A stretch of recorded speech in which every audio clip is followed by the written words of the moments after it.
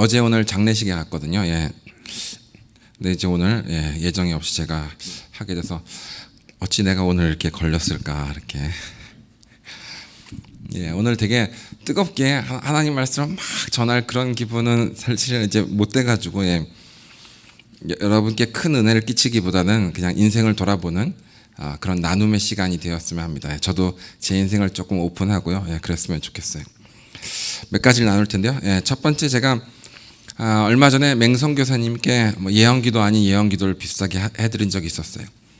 10월 25일에 구리에서 이제 설교를 하고 이제 우리 브라더예요. 말 놓고 영광아 이렇게 지나는데 이제 설교하고 나오는데 못 보던 성도예요. 제가 자주 가니까 아는데 오늘 부부가 나오면서 저를 안다는 거예요. 그래서 이제 한번 뵙고 싶었는데 어쩌고 이렇게 말씀하셔서 그냥 이제 제가 어디 가면 이제 그런 사람들 좀 이제 뵈니까 그냥 팬인가 이렇게 생각했습니다. 근데 알고 보니까 미혼 때부터 두 분이 미혼 때부터 미얀마에서 선교를 하고 계셨다. 그래서 이제 만나서 결혼하신 거예요. 당연히 미얀마에서 선교하셨으니까 계속 결혼하고도 미얀마에서 하시겠죠. 그리고 이제 버마바를 어렸을 때부터 가서 미얀마 말을 되게 잘하고 이러시는 거예요. 그래서 참 대단하시다. 사역 정말 잘하시겠다 이러면서 감동을 받았어요. 그래서 이제 파송교회를 찾는 중인데 이제 그 구리에 있는 우리 이제 동생 목사 교회에서 이제 파송을 받으려고 이런저런 준비를 하고 있대요. 그래서 이제 제가 이제 동생한테 핸드폰 번호도 받아도 되겠냐? 내가 미얀마 가면 도움을 좀 구해야 될 텐데 왜냐면 버마어를 되게 잘한다고 하시니까. 그래서 이제 그런데 이제 부모님이 아프시다는 거예요. 부모님이 태국 선교사님인데 어머님이 아프셨다가 나으시고 최근에 아버지가 좀 많이 위독하신다 이러시는 거예요. 그래서 제가 참 누군지 모르지만 참 대단하시다 이런 생각했어요. 본인도 선교사고 그런데 가족이 또 다른 나라에서 선교를 두 나라에서 하는 거야. 부모님은 태국에서 하고 자녀들은 미얀마에서 선교를 하고 참 대단하시다 이런 생각을 했습니다. 상이 참 많으시겠다 하면서 또 한편으로는 내 자식들은 이렇게 선교를 할까 이런 생각도 했고 또 그 아버지가 위독하시다 그러니까 좀 떠나실 수도 있겠다 이런 생각도 들기도 했고 그랬습니다. 그래서 이제 미얀마 가면 만나십시다 도와주세요 이렇게 하면서 제가 축복도 해드리고 덕담도 해드리고 위로도 해드리고 참 부모님 선교사 참 대단하십니다고 참 이런 이야기를 했습니다. 이제 그리고 이제 제가 이제 계속 바빴으니까 지방 먹고 살려고 지방에 돌아다니고 아주 그 경상도와 전라도를 넘나들고 점심은 충청도 저녁은 경상도 하고 그 다음 날은 전라도 경상도 이러면서 다녔어요. 진짜 하도 다녀서 타이어가 2번 펑크 났습니다. 아주 별로 안 놀라시는데. 그리고 이제 이번 주 한가에서 이제 우리 사모랑 이제 맹성 교사님 정말 찾아뵈야 되는데 이런 이야기를 하고 있었어요. 그래서 고은자매한테 전화해서 알아야겠다 주소를 이러고 이제 했는데 이제 문자를 받은 거예요. 소천하셨다고. 그래서 마지막 길을 못 배워서 너무 아쉽고 너무 죄송하고 또 이제 같은 이제 선교사 우리 근데 참 너무 죄송하고 그런 생각이었습니다. 장례식에 갔는데 따님이랑 사위가 미얀마 선교사님이라는 거예요. 그래서 제가 참 맹성교사님 참 대단하시다. 본인 부부는 이제 태국에서 선교하시고 또 자녀랑 사위는 또 미얀마에 보내시고 참 대단하시다 이런 생각했어요. 그리고 이제 인사하고 나왔죠. 그리고 이제 예배를 드렸죠. 예배 드리고 나서 이제 나오는데 이광성 목사님께서 여기 필리핀 선교사라고 우리 팀이라고 우리 패밀리라고 이러시는 거예요. 그러니까 이제 나는 사위를 본 것 같기도 하고 저 사람도 막 서로 이제 마스크를 가렸으니까 본 것 같기도 하는데 이제 따님이 이제 기억하시면서 나는 한 번에 알았는데 당신 몰랐냐면서 이제 하는 거예요. 이제 알고 보니까 그분이었던 거예요. 그래서 이쪽 가서는 아버지 정말 대단하시다 이렇게 하고 이쪽 가서 자녀들 정말 대단하다 이러고 했었던 결국 한 팀이었어요. 원래 오전 11시에 오늘 11시에 그 구리 목사가 이광성 목사님한테 예언기도 받기로 한 날인데 조간사님이 전화해서 갑자기 예언 사역이 취소해야겠다. 우리가 11시 20분에 누가 소천했다 이렇게 해서 못하겠다 했는데 그쪽에서도 우리도 오늘 11시 20분에 누가 소천했다. 내일 못 간다 이러는 거예요. 알고 보니까 그냥 같은 거였습니다. 진짜 희한하죠. 어떻게 이럴 수가 있을까. 그래서 우리는 오늘 예배 드렸잖아요. 11시에. 이제 거기는 이제 오늘 저녁 끝나고 금요 끝나고 이제 갈 겁니다. 9시나 10시 넘어서. 참 며칠 사이 이렇게 희한한 타임 테이블을 위해 하나님께서 저를 세우셔서 여러 가지 생각을 했습니다. 맹성교사님은 여기서 영적으로 참 양육을 받으셔서 파송된 여기 이제 오리지널 선교사고, 난 내가 이제 스스로 젖붙임을, 원래 젖붙임을 당해야 되는데 내가 스스로 젖붙인 그래서 여기 능력 있죠. 스스로 젖붙이는 능력이 있습니다. 그래서 내가 이제 젖붙임을 내가 스스로 한 선교사가 그렇습니다. 이제 그분이 선교에 관심이 있고 필리핀에도 이제 방문하셨을 거예요. 그리고 이제 오며 가며 이제 만날 때마다 선교사라는 그런 것 때문에 약간 동료 의식이 좀 있었는데, 참 교제는 많이 못했지만 그런 게 있었거든요. 그랬습니다. 두 번째 좀 나눌 것은 이제 우리는 나그네다. 베드로전서 2장 11절에 보면은, 오늘 본문 말씀은 좀 이따 하고요. 베드로전서 2장 11절을 보면요, 나올까?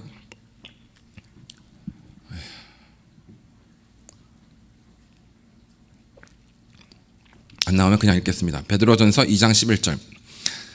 사랑하는 자들아, 거류민과 나그네 같은 너희를 권하노니 영혼을 거스려 싸우는 육체의 정욕을 제어하라.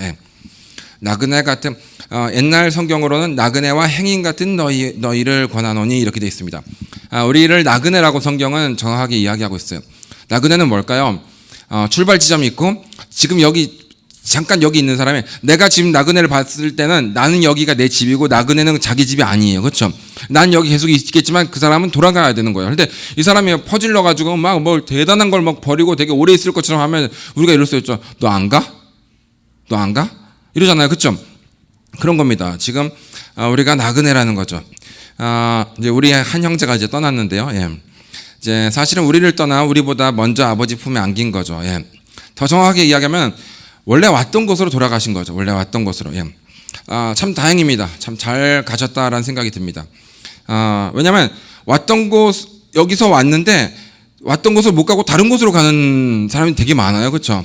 그러니까 왔던 곳으로 돌아간다는 것은 굉장히 선택받고, 이거 정말 그런 행운이 있을 수 있을까? 정말 영화의 주인공 같은 삶을 살 수 있다고 생각할 수 있어요. 왜냐하면 왔던 곳으로 돌아가는 사람이 별로 없을 것이기 때문에 못 돌아가는 사람이 더 많을 거 아니에요. 그래서 그렇다라는 생각이 듭니다. 영화에서 보면 어떤 외계에서 어떤 생명체가, 외계인이 지구로 왔다, 아니면 뭐 어떤 사람이 외계에서 누가 파송이 돼가지고 임무를 완수하고 돌아가는 게 있습니다.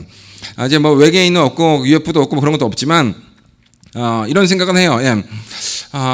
가끔씩 이런 생각을 합니다. 내가 여기서 태어난 것이 아니라, 우리는 여기서 태어났다고 생각하지만 그게 아니라 저 어느 고향에서 이제 온 거죠. 고향 별에서 온 거예요.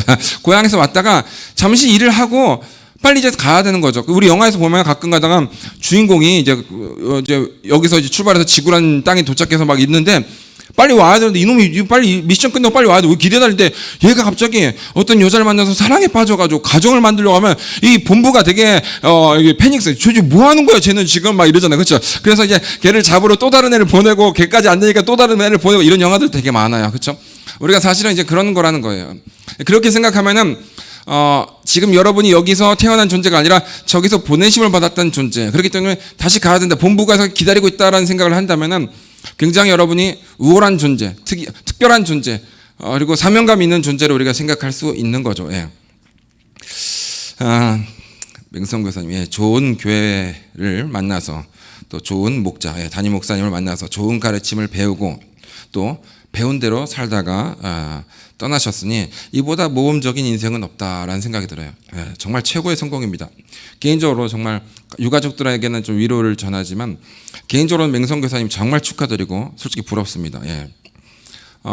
저는 거기서 사진을 되게 유독히 많이 봤어요. 사진을 선교사 얼굴에 이렇게 있으니까 꼭 내 얼굴에 있는 것 같아가지고, 내가 맨날 순교 타령하고 계속 이름도 순교 이랬잖아요. 그래서 이렇게 보면서 그 환하게 웃으시는 모습이 이미 먼저 완주 골인하고 승리자의 모습인 것 같아서 참 부럽더라고요. 그래서 나도 정말 아주 파한 데서 하는 그런 장면을 막 심각하게 온 세상 죄를 지고 가는 그런 표정이 아니라 아주 그냥 기쁜 마음으로 웃는 그런 사진을 내가 걸어놨으면 좋겠다, 이런 생각을 했었어요.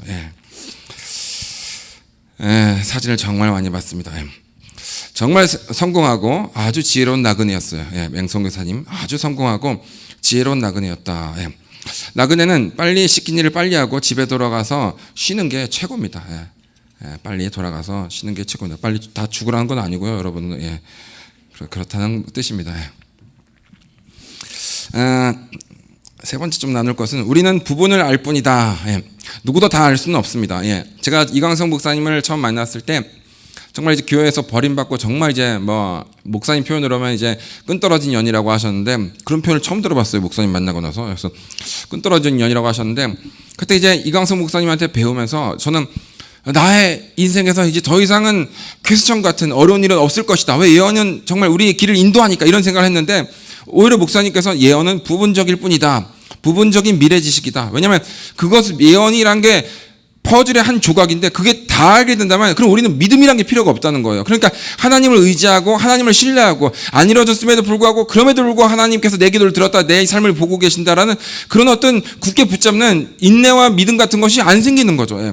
어차피 뭐 기도할 것도 없어. 다음 주면 다 이루어진 거 내가 알고 있는데 그렇게 생각하면 아무도 예배 제대로 안 드리고 기도도 제대로 안 하고 그분을 막 고난 가운데 뚫어지게 쳐다볼 필요도 없는 거죠. 그렇습니다. 그래서 우리는 다 부분을 안다는 것뿐이죠. 많이 아는 것 같지만 부분적으로 알 뿐이고 많이 경험한 것 같지만 부분적으로 경험한 것뿐이고 많이 이룬 것 같지만 부분만 이룬 것뿐이다. 예. 저는 이제 믿음이 있습니다. 예. 저는 믿음이 있는 것 같아요. 예. 저는 이제 믿음의 은사를 주신 것 같아요. 성품적으로도 불가능에 도전하기를 아주 좋아하고 또 영적으로는 내가 하면은 그건 될 것 같아요. 다 안 된다 할 때 내가 하면 될 것 같고 내가 도전하면 될 것 같고 내가 가면 길이 열릴 것 같고 내가 가면 문이 열릴 것 같은 게 내 안에 항상 있어요. 그래서 늘 새로운 일을 저지르는 거예요. 예. 지금도 출판사 만들었지만 나는 아주 정말 최고의 출판사를 만들 자신 있고 잘 될 것 같아요. 이상하게 아직 한 권도 안 나왔지만 우리 출판사에서 책이 20권이라고 내고 말하는 게 아니라 한 권도 안 나왔지만 비록 한 권도 안 나왔지만 나는 막 정말 기대가 됩니다. 아주. 선교사들 중에서 정말 어려워가지고 책 한 권 내면 어떻게 풀릴 것 같아서 책을 내는데 저 경험담이에요. 책을 내려면 자비량으로 해야 돼요. 1000에서 1200만 원이 필요해요. 어떤 데 500만 원도 해요. 근데 광고가 아예 안 되기 때문에 그게 그거예요. 그래서 결국 1000만 원 정도가 드는데 아니 내가 돈 힘들어서 책을 낸다 할 때 책을 내려면 1000만 원이 필요하다면 그 돈이 있으면 내가 책을 안 내지. 그 돈이 있으면 내가 이렇게 고생하나? 그러니까 책을 못 내는 거예요. 그렇죠? 근데 이제 책을 냈는데 1000만 원 내서 어떻게 빌려가지고 막 해서 냈는데 책이 이제 안 팔리죠. 당연히 안 팔리면 그 다음에 두 번째 그 짓을 하기는 이혼 각오하고 해야 됩니다. 그렇죠? 그걸 누가 하겠어요? 선교사가 저번에 1000만 원 날렸는데 또 2000만 원 미쳤죠? 그렇죠? 원금 회수도 안 되고 있는 상황에서. 근데 다행히 저는 이제 일부에서 이제 4,000권 정도 팔아서 지금 이제 보니까 사세도 거의 다 나갔어요. 그래서 한 100권, 200권 남았대요. 그냥 올해 안에 다 끝날 것 같아요. 예. 이제 옷에 찍는 거예요. 그렇기 때문에 그게 팔린 게 있기 때문에 이 두 번째 책을 예수전도단이라는 이제 좋은 출판사에서 했죠. 다행히 이제 자비랑 졸업했어요. 진짜 힘들어 죽어요, 진짜 자비랑은. 근데 이제 드디어 제가 출판사를 차리면서 자비랑 출판을 아무도 안 해주니까 무명의 선교사니까 자비랑 출판하려니까 1000만 원 필요하다. 그래서 울고 있는 선교사들을 제가 발굴해서 그분들을 이제 본 무대에 띄워주기 위한 제가 이제 디렉터가 되고 싶은 마음입니다. 뭐 반응도 없고 지금 마스크 써서 알 수가 없다 진짜. 예, 픽업해 준다는 거죠. 예, 딱 이제 선교사님 스토리 괜찮은데 잘 이거 가공해서 표지 이렇게 해서 제가 좀 만져주면 뭐 적어도 한 몇천 부 팔리면 책값으로도 도움이 될 거고 두 번째 책은요 우리 출판사 할 거 없이 이제 메이저로 이제 들어가십시오. 이제 계약하고 들어가십시오. 자비랑 할 거 없습니다. 이렇게 할 수 있도록 아주 부푼 꿈을 꾸고 있어요. 선교사들이여 책을 내고 싶은 선교사들이여 나에게 오라 이렇게 생각하고 있습니다. 네, 이렇게 믿음이 있는데 둘째가 유산이 됐어요. 사실은 하검이가 둘째가 아닙니다. 셋째입니다. 예. 딸이었어요. 예. 유산이 됐어요. 꿈에서 딸이었다는 걸 알게 됐어요. 내가 진짜 믿음이 있고 정말 나는 돌파적이고 정말 저돌적인데 나는 넘어져도 넘어졌다고 생각하고 잠깐 쉬었다고 생각하는 사람인데 나는 그런 것을 난 인정하지 않습니다. 나는 쓰러진 게 아니라 지금 자고 있다고 지금 누워서 쉬고 있다고 생각하는 사람인데 그런데 나에게 유산이 있다는 받아들일 수가 없어요. 하거미를 임신했을 때 우리 사모가 꿈을 꿨습니다. 꿈을 꿨는데 꿈에서 보니까 기형 딸이 있는 거예요. 그러니까 뭐 증후군 같은 딸이 있는 거예요. 약간 좀 전응함. 그래서 지금 임신 상태인데 하거미. 그래서 얘가 지금 임신해서 얘가 낳았나 싶어서 얼른 배를 보니까 배는 또 볼룩한 거예요. 그래서 죽었던 애가 딸이었구나 이런 생각을 했어요. 이해되시죠? 또 하거미를 꿈을 뵀을 때 이제 사모 말고 이제 어머니가 아버지가 꿈을 꾸셨는데 소가 마을로 들어와다가 숫소는 우리 시골집으로 들어오고 암소는 저 멀리 떠나버렸대요. 그래서 떠난 게 딸이었구나 이런 생각을 했습니다. 예. 저는 그렇게 오랫동안 기도하고 또 간절히 기도하고 그래서 임신이 됐는데 유산이 됐다. 이게 참 믿어지지가 않았어요. 저는 믿음이 있었고 또 우리 ACC 우리 아시아 중앙교회 정말 지금 막 24시간 지금도 지금 영상 보면서 한다고 합니다. 영상 그냥 기도하다가 이제 영상이 있으니까 영상 보면 목사님 반가워가지고 뭐 못 알아들어요. 우리 애들 중에 알아듣는 애 하나도 없어요. 근데 그거 틀어놓고 막 기도하는 거야. 이렇게 내가 이렇게 하면 딱 V자 해주면 애들이 아주 좋아합니다. 설교 중에. 예. 펠리핀, pray for me where. 예. 또 주변에 많은 목사님들이 기도하고 있기 때문에 당연히 얘는 살 거라 생각했어요. 근데 병원에서 가니까 애기가 안 자란대요. 한 1cm에서 안 자란대요. 일주일째. 그래서 얘는 죽었다라고 이제 결론을 내린 거예요. 이제 빼내야 된대요. 이제 수술해서. 근데 내가 그걸 못 받아들였더라. 내가 이제 하나님이랑 내 사이인데 이거는 뭐 유산은 딴 사람 이야기지. 그거는 뭐 내 이야기 아니다. 해가지고. 잘못 봤을 거라는 식으로 이야기했어요. 항상 그런 식으로 했거든요. 네가 잘못 봤다 난 이렇게 이야기해요. 그러냐 이렇게 안 해. 면제됐을 때도 네가 지금 잘못 봤다 사진을 이렇게 하지 난 그렇게 안 해요. 그래서 그러니까 이 의사가 황당하죠. 그러니까 정 그러시면 일주일 있다가 수술하시던지 급한데 일주일까지는 괜찮아. 일주일에 맥시멈까지 괜찮으니까 일주일 있다가 하던지. 그래서 내가 일주일 있다가 어차피 죽었을지라도 모른다. 그럼 5일 금식까지 해서 사모랑 어디 가서 5일 동안 금식했습니다. 이 임신한 배에 유산까지 된 상황에서 금식을 했어요. 너무 오래되면 이게 독이 퍼져서 이제 자궁에도 안 좋으면 다음 애를 이제 못 낳는데 이판사판이다. 혹시 하나님께서 나를 불쌍히 여기서 이 애를 살려주실지도 모른다 해서 우리가 5일을 그 짓을 했어요. 그런데 5일째 딱 끝나고 갔는데 애가 안 자, 그대로라는 거예요. 그럼 이제 더 이상은 안 되는 거예요. 그렇죠? 더 이상 늦으면 이제 다음 임신도 안 되고 3호 이제 배도 안 좋습니다. 그래서 이제 우리가 수술을 했어요. 유산 같은 건 남의 일인 줄 알았어요. 난 선교사고 믿음도 있고 나를 위해 얼마나 많은 사람들이 기도해 주겠습니까? 그런데 이 기가 막히고 이해가 안 되더라고요. 이게 뭐지 도대체? 여태까지 하나님께서 나와 동행했던 건 뭐지? 내가 기도해서 임신된 경우가 있고 내가 기도해서 뭐 어떻게 됐고 뭐 어쩌고 이런 건데 이게 뭐지 지금? 이런 생각이 들었어요. 근데 이제 시간이 지나고 나면 참 제가 많은 경험을 했다. 짧은 인생이지만 이런 생각을 했습니다. 일단 정말 방탕했죠. 예. 대통령의 꿈을 꾸고 있다가 안 돼서 그냥 안 되면 그냥 배짜라해서 그냥 방탕하게 온갖 짓을 다 하다가 막판에 자살까지 하고 하려다가 이제 주님께서 갑자기 찾아오셨고 이후에 정말 예수님한테 올인했죠. 그냥 설렁설렁 신앙생활이 아니에요. 저는 3년 동안 200명 넘게 교회를 퍼다 날랐어요. 강남역 버스 정류장에서. 진짜 뜨겁게 한 거예요. 하루에 뭐 5시간에서 보통 기본 3시간이고 좀 기도하면 5시간이고 최대 많이 할 건 7시간씩 했습니다. 청년 때 22살, 23, 24 이럴 때. 그리고 뭐 성경 1시간 읽고 뭐 설교 집에서 1시간 정도 설교 3편을 듣고 교회를 갔으니 거기 교회 가서 또 설교 들고 하루에 4편씩 설교를 들었어요. 그러고 나서 25살에 결혼했죠. 또 선교사가 됐어요. 이제 막 잘 나가는 것 같았습니다. 군대도 면제됐겠다. 막 학교 쓰리고 받고 재수해서 학교 한 학기 다니고 재수해서 버리고 또 그다음에 인하공대 들어가서 쓰리고 받고 막 애들보다 2년씩 뒤쳐져 있는데 다 한꺼번에 다 따라잡은 것 같아서 좋았어요. 근데 갔을 때 그렇게 가난했어요.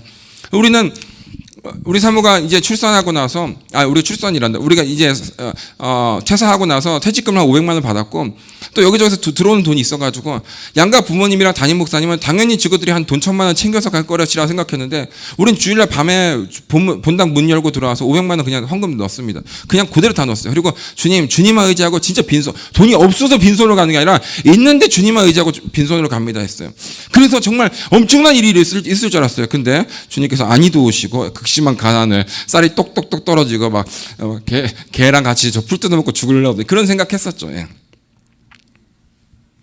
그리고 이제 나중에 한 29살쯤 됐을 때 종말론에 실수를 해가지고 정말 기가 막힌 물론 이제 그 전에 담임 목사님이 저를 버리시고 후원자는 그리고 이제 종말론에 빠져서 몇몇 분들이 공격하시고 옛날 교인들은 다 저를 저주하고 또 형사고발까지 당했어요. 형사고발까지 지인 아주 가까운 진짜 정말 그렇게 가까울 수 없는 사람한테 형사고발도 당하고 후원자는 다 떠나고 내 친구들은 다 군대 들어가서 고생하고 있었기 때문에 나를 도울 사람은 아무도 없었어요. 양가 부모님 그때 교회도 제대로 안 다니시고 믿음도 없으시고 우리 아버지께서는 야 하나님이 어디 있노? 지금 하나님이 있다고 하죠. 야 하나님이 어디 있노? 해가지고 있습니다. 그러니까 뭐 가봐 내가 다 돕지만 뭐 나만 너 때문에 고생하게 생겼다 해서 내 하나님이 나를 도우십니다. 이러니까 뭐 웃기고 있냐 해서 그래서 결국은 후원을 안 받게 됐던 거죠. 내가 무리수를 뒀어. 아씨 부자지간에 아주. 아버지를 전도하기 위해서는 내가 역사를 보여줘야지. 진짜 하나님이 있구나. 내가 안 도와도 진짜 하나님이 공급하시는구나. 이걸 보여야 되기 때문에 내가 진짜 너무 어려운데 거기서 그냥 내가 끊어버린 겁니다. 진짜 그렇게 했었죠. 그래서 저는 하나님, 저는 그냥 천혜고아가 아니라 그냥 사막에서 길을 잃은 사람이 아니라 사막에 버려진 천혜고아입니다 하고 정말 많이 기도를 했어요. 하루에 정말 얼마나 많이 길을 걸으면서 그런 기도를 했는지 몰라요. 그래서 주께서 저를 아직도 저에게 은혜 베푸실 것이 있다면 하루빨리 저를 죽여주시옵소서라고 기도를 했어요. 그게 30대 후반 때까지 제가 그런 기도를 했습니다. 물론 그 30대 후반에는 사역이 잘 되고 있었어요. 사역 잘 됐어요. 책도 나오고 뭐 좀 알려지고 뭐 좋았어요. 그런데 나는 이게 쉽지 않은 인생과 앞으로 쉽지 않은 이 사역을 보고 그냥 빨리 나 어차피 나 여기서 뭐 하려고 지금 여기서 그렇죠? 뭐에 내가 미련이 있다고 그냥 빨리 가면 정말 좋겠다 이런 생각에 하루 빨리 오늘이라도 죽여도 좋다고 정말 기도를 많이 했어요. 막 무릎 꿇고 막 기도한 것도 있지만 그냥 언제든지 하루에 그냥 내 입으로 주님 죽여주시옵소서 이렇게 했던 걸 하루에 한 100여 차례 200여 차례씩 했던 것 같아요. 이제 30대 후반 40대 들어서 안 했어. 그 짓을 안 했어요. 이제 애를 낳아야 되기 때문에 이제 혹시 애를 낳을 수 있을까 하는 생각에 그리고 또 부흥을 경험했어요. 저같이 부흥을 경험한 선교사가 정말 없어요. 대부흥은 아니지만 이 소소한 부흥조차도 경험 못한 선교사가 99.99%일 겁니다. 아직도 그냥 교회 하나 뭐 성도 몇 명 아니면 노방전도 하고 다니는 사역자들이 대부분이에요. 이렇게 힘들게 했는데 나같이 불쌍한 선교사에게 유산을 하나님께서 내버려 두셨다.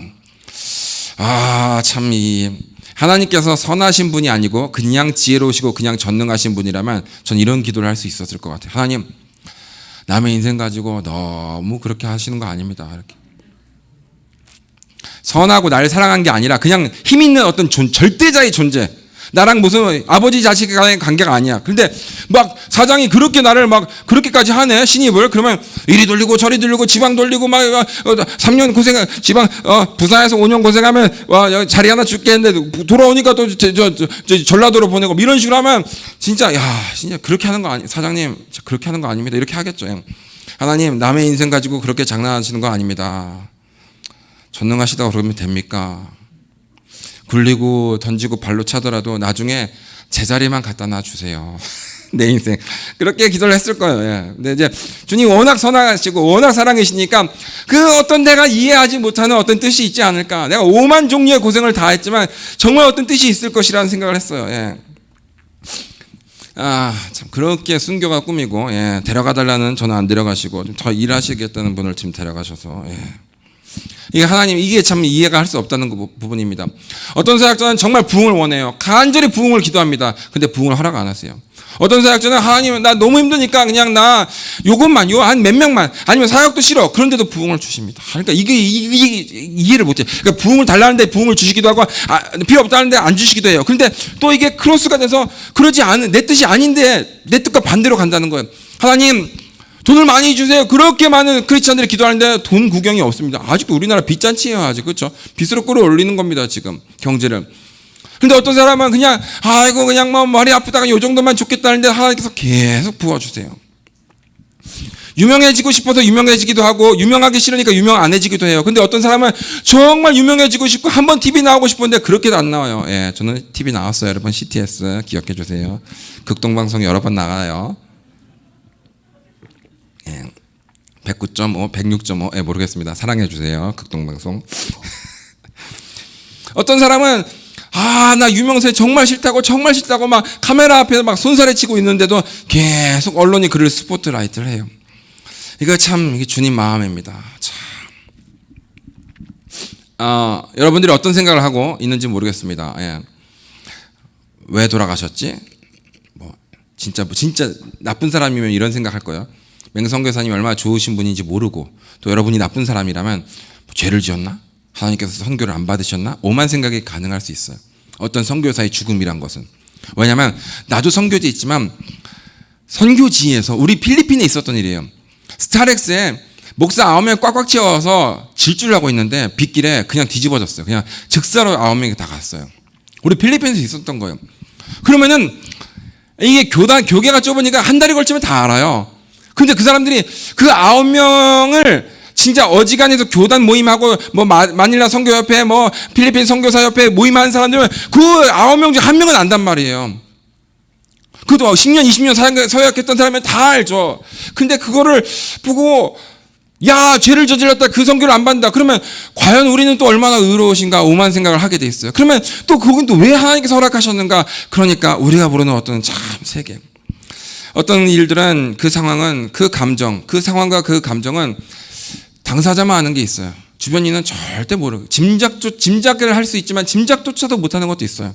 당사자만 아는 것이 있어요. 또 어떤 것들은 당사자도 모르는 거 있어요. 도대체 이거 왜 이런 일이 나한테서 일어났을까? 예, 그럴 수 있습니다.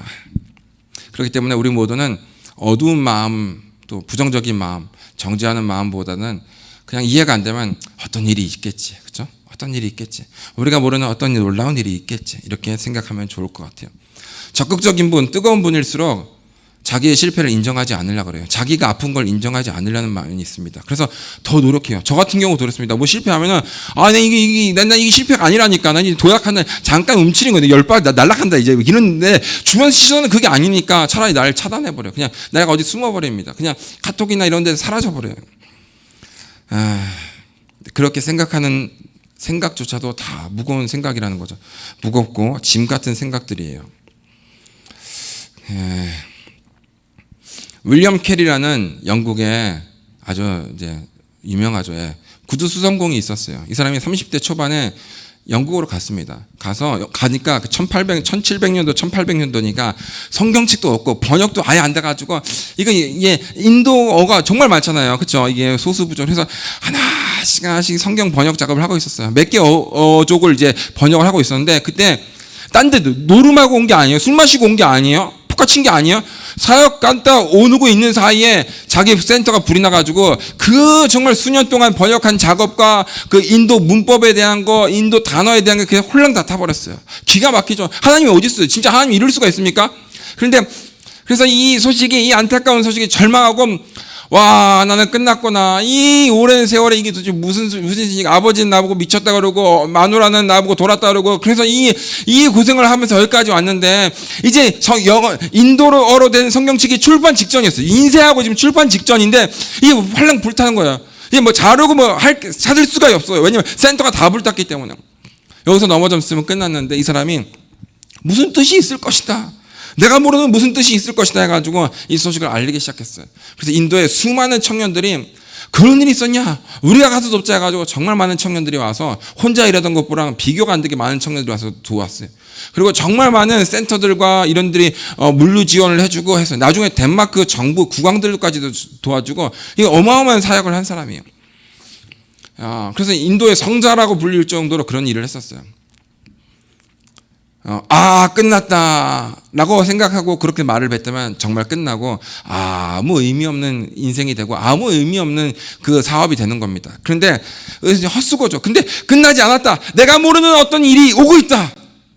정말 절망하는 가운데서 그렇게 선포했을 때 더 새롭고 더 놀라운 일들이 일어나는 것이죠. 담임 목사님도 제가 지금 이제 담임 목사님이랑 이제 좀 여러 군데 많이도 가봤지만 장례식은 처음이어서 제가 이렇게 목사님을 많이 봤습니다. 제 앞에 저를 또 목사라고 또 제 앞자리 넣어줘가지고 근데 하나님 말씀을 또 선포할 건 또 선포하시고 또 유가족을 또 위로하면 위로하시고 또 그 사이에 또 유머도 넣으시고 분위기 안 처지게 싹싹 어떻게 이렇게 막 하시더라고요.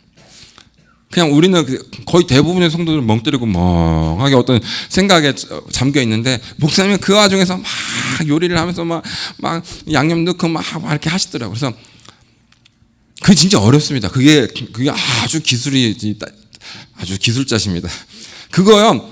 나도 패닉 상황에서 거기서 네가 이걸 인도해봐라 이러면요, 진짜 아무 말도 안 나와요. 그럼 나도 아이고 같이 울어버리면 이거 완전히 정말 진짜 황당한 일이 있거든요. 진짜 보통 일이 아니에요 이게. 그런데 이걸 또 격식을 갖추면서 이렇게 참 아트하게 좀 예술품을 만드셨어요. 저는 이제 사진 속 그분도 많이 봤지만 상주가 눈에 들어오더라고요. 내가 죽으면 상주가 이제 학엄이에요. 그러니까 이제 겨우 이제 아장아장거리는 애가 이제 상주 옷을 입혀야 되는 거예요. 그래서 상주 이렇게 한자로 붙여서, 야, 참 기가 막히죠. 근데 내가 맨날 순교고 어쩌고저쩌고 했는데 우리 사모가 이제 아들까지 낳는데 이제 그런 소리 하지 말라고 하는데, 안 낳아주면 말을 안 해. 이제 낳아줬는데 이제 그래 하지 말라 하는데, 내가 학엄이가 아무것도 모르고 그냥 거기서 꼬박꼬박 죽을 걸 막 안아달라고 찡찡댈 걸로 생각하면, 아버지가 죽었는데 아버지가 죽은 것도 모르고 있다는 그 생각을 하면 당분간 내가 죽어서 안 되겠구나. 내가 이제 순교가 꿈인데 당분간 안 되겠다. 10년 내가 살아야겠다 이런 생각을 했었어요. 좀 연기입니다. 지금 5년 안에 어떻게 쇼 보려는데 10년 뒤로 빼야겠습니다. 필리핀을 끝내놓고 이게 나도 그냥 놀면서 그냥 월요일 날 골프나 치고 그 선교사님들 그런 분 많거든요. 그렇게 하면 나도 뭐 오래 할 수 있지만 이게 이렇게 전력 질주하면서 하면 진짜 나도 빨리 가고 싶어요. 예. 그런데 그렇습니다. 상주를 보니 참 젊은 상주인데, 예, 참 정말 귀한 일이 일어나겠으면 좋겠다 이런 생각을 들었어요. 예. 네 번째 좀 나누고 싶은 것은 더욱 미래를 생각하는 사람이 되어야겠다 이런 생각을 했습니다. 많은 사람들은 자녀를 사랑하기 때문에 자녀에게 좋은 걸 물려주고 싶어 해요. 여러분, 이제부터 좀 신기한 이야기를 하겠습니다. 잘 들으세요. 여러분의 부모가 잘 살던 못 살던, 부자 간의 사이가 좋든 안 좋든 간에 여러분의 부모는 많은 것을 물려주고 싶어 해요.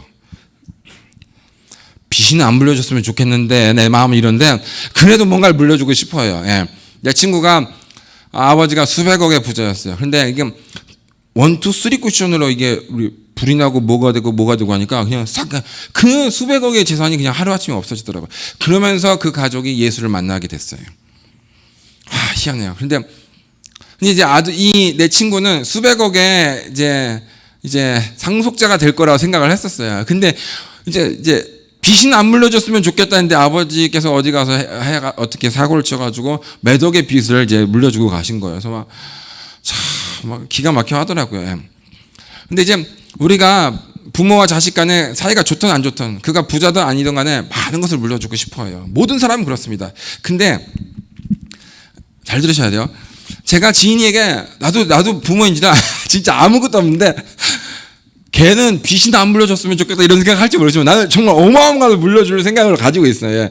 근데 최대 유산을 주고 싶었어요. 그런데 어느 날 내가 죽음에 대해서 이제 구체적으로 많이 생각을 또 이제 하게 됐어요. 그러다 보니까 내가 얘한테 많이 물려줄수록 내가 많이 못 가져가게 생기는 거예요. 내가 최대한 많이 가져가고 싶은데 많이 가져가려고 하다 보면 얘를 못 주게 되고, 얘를 많이 주다 보면 내가 못 가는 거예요. 그렇죠? 이 두 가지를 충족시킬 수가 없는 거예요. 이게 희한하더라고요. 그래서 내가 사랑하지만 얘 때문에 내가 천국에서 지금 거덜나게 생긴 왕처럼 살 뻔된데, 예를 들어 내가 다 줬다. 야, 빚을 안 물려준 것을 감사해라. 너에게 줄 재산은 영원이다. 딱 이래요. 내가 다 가져갔다. 그러면은 난 천국에서 정말 기가 막히겠지만 얘는 진짜 죽을 때까지 아버지의 욕을 할 거예요. 그렇죠? 예. 이런 생각을 했어요. 내가 천국에서 그만큼 상이 없어진다. 근데 이 땅의 감정, 이 땅의 감정에 묶이면은 영원한 저 복을 희생해야 돼요. 그렇죠? 근데 우리가 자녀한테, 야, 내가 저 천국의 복을 희생하고 이 돈을 너에게 줄 테니까 나는 간다. 그리고 네가 이 돈으로 잘 굴려서 내가 저기 있을 때 복을 더 많이 주다. 이럴 수는 없잖아요. 그렇죠? 여기서 지가 뭐 한다고 내가 복이 저기서 플러스 되는 건 아니에요. 그렇죠? 그냥 끝이에요. 그러니까 여기서 제가 이제 이런 생각을 했습니다. 자녀에게 유산을 줄수록 나의 영생과 상급에는 손해가 생긴다. 그러므로 내가 천국으로 다 가져가야겠다. 지인아, 미안하다. 이런 생각을 했어요. 예. 그게 제 결론이에요. 예. 100만 원 가진 사람이 이제 내 재산이 100만 원이에요. 꼴딱꼴딱 할 때 잘 보이세요? 고개가 차라리 자리를 옮기시면 나는 한 사람을 다시, 이 꼴딱꼴딱 할 때, 내 아들, 내 100만 원으로 어느 선교사에게 헌금해라. 이러면, 아버지, 그렇게 하겠습니다. 100원도 안 가져가요. 100원도 가지고 미칠 거예요. 진짜 100원. 아버지 100만 원 있는 게 다 전 재산인데, 그쵸? 거기서 10,000원 수수료 떼고, ATM 머신, 수수료 떼고, 경비, 전화비, 이러면, 그 쌍놈, 천하의 쌍놈이에요. 그쵸? 아버지 1,000만 원이에요. 꼴딱꼴딱 하면서, 아들아, 딸아, 내 2,000만 원으로 어디 선교지에 교회를 세우다오. 얼마, 아버지 하면서, 그거 떼갈 놈 하나도 없습니다. 근데, 아버지가 100억이 있고 1,000억인데, 아들아! 100억을 필리핀으로 다 보내라. 1,000억을 미얀마로 다 보내라. 이러면요. 아버지 누워서 지금 노망 드셨구나 해서 소송 걸립니다. 100억을 한 푼도 빠짐없이 다 준다는 게 말이 되냐고. 그게 미쳤지. 1,000억을 한 푼도 빠짐없이 다 준다는 게 말이 되냐고. 그게 진짜 노망이 들어도 완전 노망 들었지 지금. 그렇죠? 신천지에 빠졌나 이런 생각도 할 거예요. 그런 생각 할 거예요. 그렇죠? 그 소송 걸리고 막 자녀끼리 풍지박산 난리가 날 거예요. 그래서 이런 생각이 들었어요. 마지막에 100%로 가지고 99%, 100%에 가깝게 가져갈 수 있는 사람은 가난할수록 유리하구나 이런 생각이 들었습니다. 부자일수록 100%가 아니라 20%도 못 가져갈 수 있는 1,000억인데 반띵 누구들 반띵 n분의 1 나누고 500억은 절로 그럼 미쳤다 그러죠. 그렇죠? 10%도 못 가져간다 이런 생각이 들었어요. 가난할수록 100% 가깝게 가져갈 수 있고 부자일수록 10%도 못 가져갈 것이다 이런 생각이 들었어요. 아버지 증여세 떼고 나면 얼마 안 남아요. 거기서 뭘 10%를 어디를 보내. 그렇죠? 이해되시죠? 그런 생각이 들었습니다. 그래서 유산은 내가 가져가고 유업을 자녀에게 주어야겠다 이런 생각을 제가 결론을 내렸어요. 자식에게 줄 유산은 다 내가 가져가고 유업을 자녀에게 줄 거는 유산이 아니라 유업을 줘야겠다 이런 생각을 했습니다. 그 유업이란 것은 무엇이냐? 아버지의 부르심, 아버지의 기름 부음, 아버지가 하나님께 정말 특별하게 했던 그 상들, 그것을 자녀에게 이어줘야겠다. 그러면 자녀들이 생각했을 때 아니 이 시드머니라도 주고 가지 이럴 수도 있을 거 아니에요. 그래서 시드머니만 만들어줘야겠다. 그것은 그래서 이제 우리 정부에서 30만 원씩 우리 학어미한테 보내주는 게 있어서 그걸 투자로 굴리고 있어요. 예. 돌 지났다고 25만 원 깎는 거 있죠. 세상에. 오늘아 5만 원이 비어. 이거 어떻게 해야 돌이 지나서 이제 계속 떨어집니다. 예. 그래서 시드머니를 만들어줘서 이걸 굴려가지고 투자가 얼마나 좋은지 워렌 버핏 같은 그런 걸 해서 정말 투기 말고 그래서 정말 살 길을 만들어주고 또 진짜 돈을 자녀에게 주려면 내가 자녀 이름으로 후원을 하고 자녀 이름으로 건축을 하고 자녀 이름으로 배식을 하고 이렇게 해서 그게 자녀에게 줄 수 있는 가장 큰 유업이다 이런 생각 이해되세요 여러분? 유산은 내가 가져가고 유업은 자식에게 그런 생각을 한 2, 3년 전에 많이 했습니다. 오늘 그냥 언제 하나님 말씀이 나오나 싶지만 이제 나옵니다 여러분. 그러죠. 금방 끝납니다. 당황하지 마세요. 사도행전 4장 32절에서 35절 사도행전 4장 32절에서 35절입니다. 다 같이 시작. 믿는 무리가 한 마음과 한 뜻이 되어 모든 물건을 서로 통용하고 자기 재물을 조금이라도 자기 것이라 하는 이가 하나도 없더라. 사도들이 큰 권능으로 주 예수의 부활을 증언하니 무리가 큰 은혜를 받아 그 중에 가난한 사람이 없으니 이는 밭과 집이 있는 자는 팔아 그 판 것을 값을 가져다가 사도들의 발 앞에 두매 그들이 각 사람의 필요를 따라 나누어 줌이라. 이거를 한 10분 정도 나눌게요. 자, 저를 보세요. 예수를 전하는 거, 우린 예수를 전했다고 생각하는데 예수의 부활을 전했다 그랬어요. 신기하죠? 예수를 전하는 게 아니라 예수의 부활을 전했다. 우리는 죽은 게 끝이 아니라 우리는 저기로 간다. 그랬더니 부흥이 일어났더라. 교회를 건축했다 이런 게 아니라 가난한 사람이 없으니 이는 밭과 집을 다 팔았다 이렇게 돼 있어요. 이것이 부활을 믿고 부활을 증거하고 부활을 준비하며 이 땅에 살아가는 사람의 태도라 할 것 같아요. 자, 다시 한번. 전도를 했더니 사람이 구름대까지 모이고 교회가 세워지고 부흥이 왔다 이게 아니라, 그것도 그래 맞아요. 그런데 예수의 부활을 증거했더니만 가난한 사람이 없어졌다는 거예요. 이게 정말 신기합니다. 부자들이 다 집과 땅을 팔아서 가난한 사람이 없겠다, 가난한 사람을 내가 볼 수 없다, 이렇게 했다는 거죠. 그걸 보고 진짜 이 사람들이 부활을 믿었구나라는 생각이 들었어요.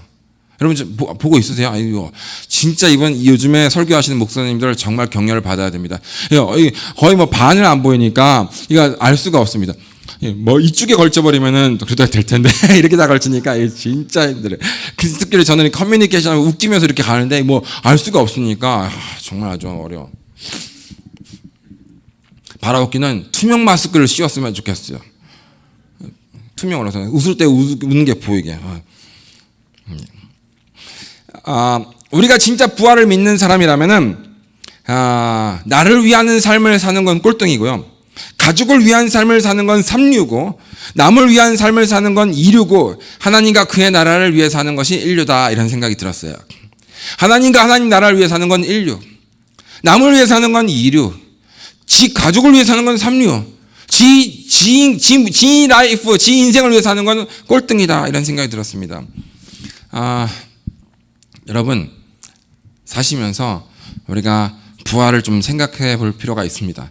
특별히 이런 때 하나님께서 어떤 부활의 계절을 우리에게 잠깐 테마 이슈로 던져주셨을 때, 모든 사람은 이걸 생각하면서 그 어느 때보다 내가 삼류였다면 이류를 시도하고 이류였다면 인류를 시도해야 될 필요가 있다는 거예요. 이해되시죠? 이럴 때조차도 가난한 사람을 풍요케 하는 어떤 뭔가를 하지 않으면 필리핀에 보내라는 거 아니에요, 여러분. 지금 인근이 지금 맹성교사님에서 필리핀 이렇게 가는 거 아닙니다, 여러분. 이럴 때라도 이런 걸 생각하고 묵상하고 해보지 않는다면 과연 그 사람이 어떤 삶을 살까, 어떤 부활을 맞이할까, 그렇죠? 3류였다가 이럴 때 2류로 떨어뜨려야 돼요. 근데 이럴 때 안 하면은 나중에 이제 하류로 이제 꼴등으로 갈 수도 있어요. 그렇죠? 2등이 2류에서 1류로 가고 이렇게 올라가야 되는 거예요. 근데 안 한다 그러면 2류에서 3류로 넘어가겠죠. 저도 이걸 생각하면서 그렇구나, 내가 하나님 나라를 위해서 많이 살아야 될 텐데, 이런 생각을 했어요. 우리가 적어도 이 땅에서 부활을 꿈꾸는 아름다운 인생이 되어야 되는데, 그러려면 그래야 돼요. 땅에서 부활을 꿈꾸는 인생이 아름다워야 돼요. 그냥 부활, 내가 죽으면 부활되겠지, 이게 아니라, 그래, 내가 정말 부활을 향해 나아가고 있는 사람인가? 그렇다면은 이 구조를 잘 생각해 보세요. 그 중에 가난한 사람이 없으니, 참, 이게 어떻게 이런 게 가능할까? 천국에서는 될 일을, 천국에서 될 일을 어떻게 가능할까? 부활한 사람들의 천국에서나 가능할 일을, 그 부활을 믿으니까 이 땅에서 그게 실현이 되는 거예요. 밭과 집 있는 자는 팔아 그 판 것을 값을 가져다가 사도들의 발 앞에 두매. 제가 이제 우리 필리핀 애들 이야기를 여기저기 사고 다니니까 어떤 선교사님, 어떤 목사님이 그러는 거예요. 내가 뭐 건물 10개 생기면 하나 저 담임 목사 주라고 막 이렇게 하고 다니지 않겠습니까? 제가 막 리더한테 잘해야 된다고. 그러니까 그 목사님이 좋다, 나도 건물 하나를 10개 생기면 윤필립한테 하나 주겠다, 이러시더라고요. 10개 생겨야 될 텐데 너무 가난, 개척교회라서 지금 건물 1000년을 살아야 되나? 그런 생각이 들어서, 그래서 제가 이랬어요. 내가 받아쳤어요. 먼저 드리면은 9개가 생깁니다, 이랬어요. 지금 하나 생겼어요. 하나 생겨서 지금 계약했어요. 와, 교회 시작한 지 2년밖에 안 됐는데 됐어요. 한 4층짜리를 그냥 했어요. 장인어른 건물인데 부자들은 이게 있어요. 워낙 부자니까 자녀들이 싸우니까 첫째가 이걸 싸게 받으려고 유산 포기각서를 딱 써요. 돌아가실 때 안 받겠다, 미리 딱 땡겨다오 해가지고 그 할인가로 쳐가지고 경매가로 넘겨받아서, 예, 은행에서 융자받고 해서 했어요. 예. 두 번째 빌딩은 부디 필리핀으로 오기를. 저는 보통 이제 우리 필리핀에도 이제 장례식이 있고 이러면 제가 워낙 웃기는 사람이라서 거기서 막 개그를 쳐고 막 드립을 쳐가지고 다 웃게 막 완전 해피하게 만들어요. 막 축제를 만들어 버립니다. 3일 동안 먹고 마시고 막 아주 기분 좋게 만들어요. 그런데 제 능히 제가 그럴 혀가 있습니다. 제 혀는 능히 그러고 나면 막 해요. 얼마나 좋은지. 필리핀은요, 여러분, 돌아가시면은 염을 해서 관에 넣고 유리를 덮어요. 화장을 되게 두껍게 해요. 왜냐면 이제 나오니까. 그래서 이제 멀리 있는 섬이니까 이게 배 타고 아무리 빨리 와도 이틀씩 걸릴 수 있잖아요. 그러면 와도 아직 생생해야 돼요. 그래서 이제 간이 조그맣거나 무서운 사람은 얼굴은 감히 못 보고 배나 그 어딘가를 봅니다. 손도 못 봐요. 너무 앙상해가지고. 배나 옷을 봐요. 그런데 저는 이제 머리 쪽에 가서 이렇게 한참 동안 이렇게 봐요. 그 진짜 강심장이니까 보는 거예요. 이렇게 한참 봐요. 지지난달까지 나랑 사역 같이 하고 뛰놀았던 사람인 것 같은데, 그런데 신기한 건요, 진짜 충만했던 분들은 웃으면서 가더라고요. 그 자는 것처럼 편안하게. 참 신기해요. 이 연계는 정말 신기합니다.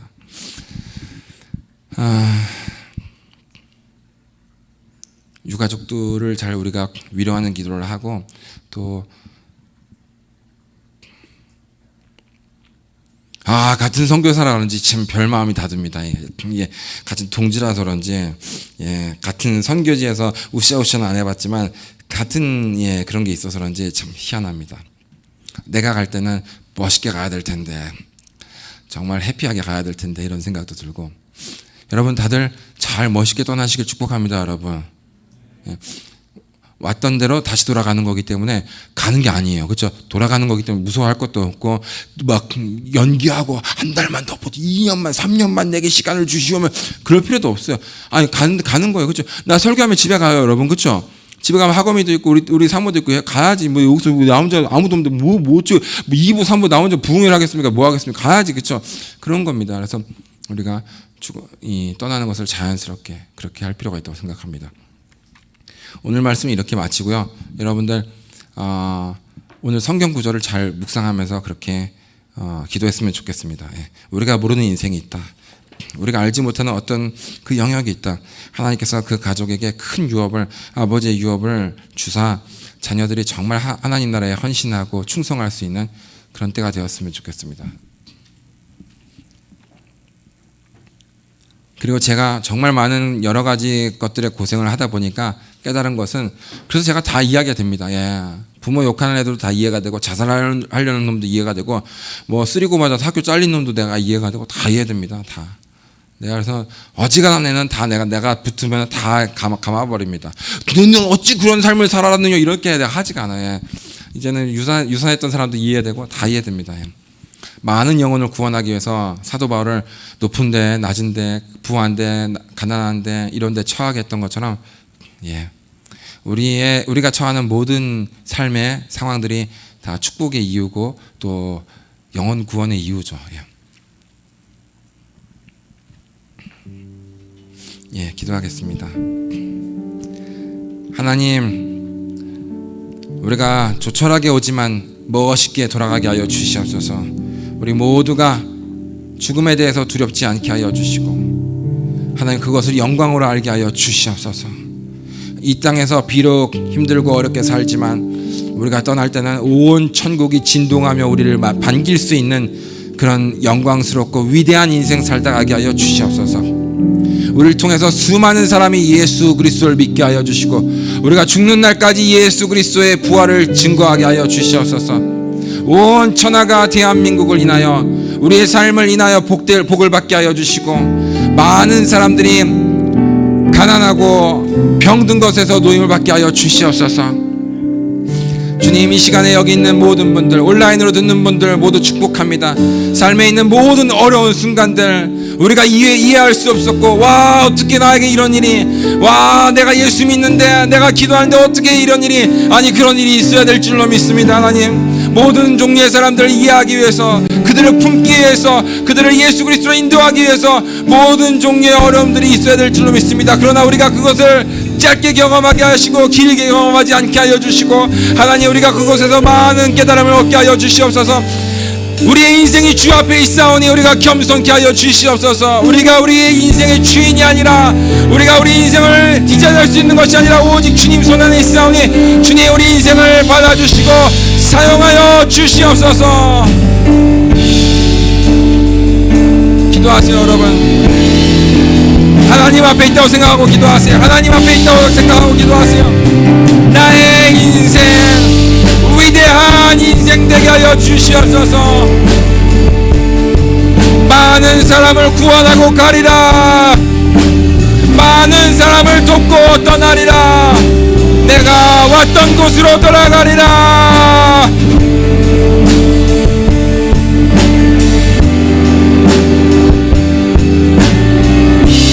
먼저 가신 분을 축복합니다. 하나님 부럽습니다. 하나님 나라를 위해서 헌신하고 선교지에서 땀과 눈물과 핏방울 흘려서 본향으로 돌아가신 분을 하나님 존경하고 부럽습니다. 존경하고 부럽고 부럽습니다. 하나님 우리가 가는 그때에 아름답게 하여 주소서.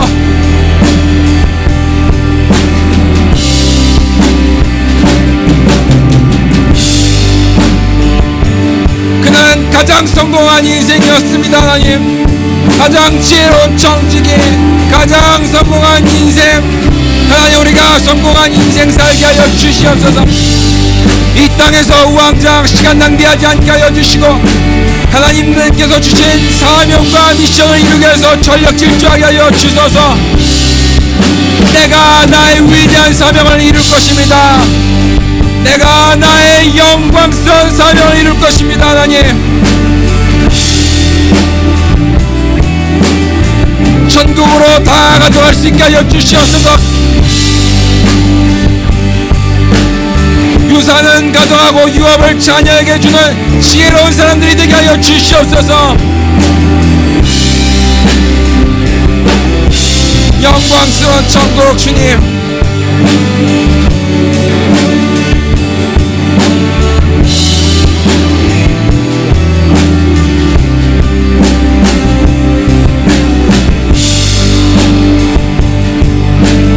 우리도 전심으로 부활을 기다리게 하여 주시고 진심으로 부활을 기다리게 하여 주소서.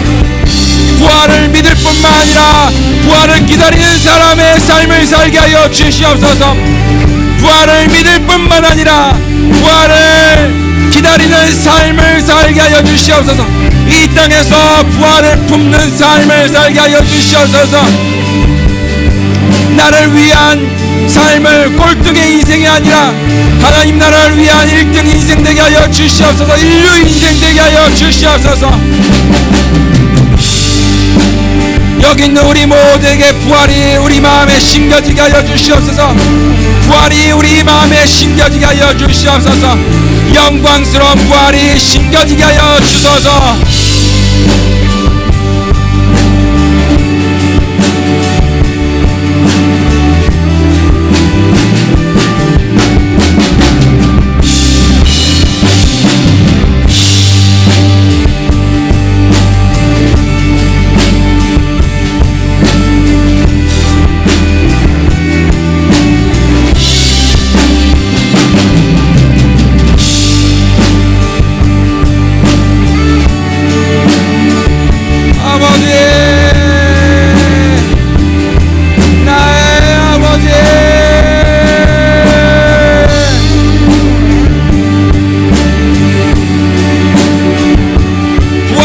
품고 부활을 향해 달려가게 하소서. 이 땅에 썩어질 것으로 품는 자가 아니라 부활을 마음에 품게 하여 주시옵소서. 오늘 또 한 명의 승리자를 보았습니다. 우리 모두 승리하게 하여 주시옵소서.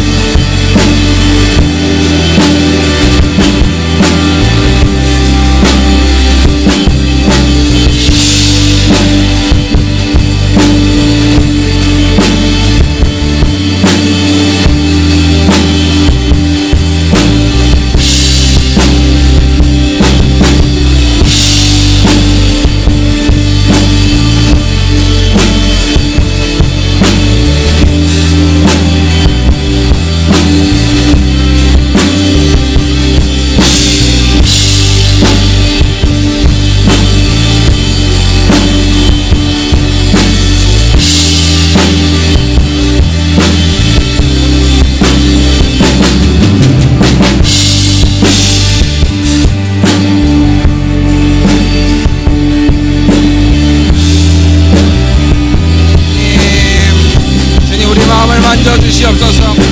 유가족의 마음을 만져주시옵소서. 유가족의 마음을 만져주시옵소서. 성주의 마음을 만져주시고 자녀들의 마음을 만져주시고 이미령 선교사님의 마음을 만져주시옵소서. 미얀마 선교사 그 부부에게 더 큰 불을 주사 아버지가 못한 일을 하나님 100배 이상 해내게 하여 주시옵소서. 미얀마의 부흥이 임하게 하여 주시고 그분들의 사역에 위대한 부흥이 있게 하여 주시옵소서. 우리가 알지 못하는 것이 인생인지라 감히 우리가 예단하고 판단할 수 없겠지만 하나님 이후로는 놀라운 일이 그 가족에게 있게 하여 주시옵소서. 위대한 일이 그 가족에게 있게 하여 주시옵소서.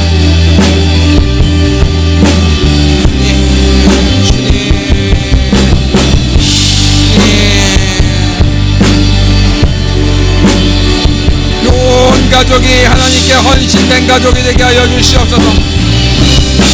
하나님께 헌신하는 가족 되게 하여 주시옵소서. 눈물을 거두시고 희망을 주시옵소서. 눈물을 거두시고 영광을 주시옵소서.